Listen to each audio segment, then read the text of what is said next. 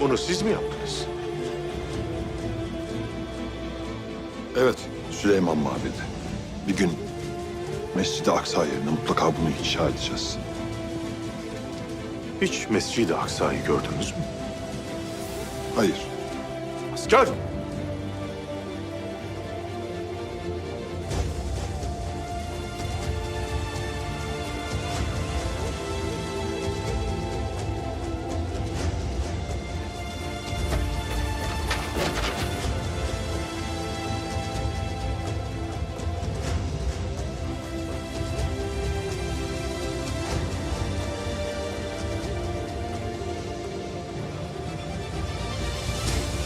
Mescid-i Aksa kıyamete kadar ayakta kalacak.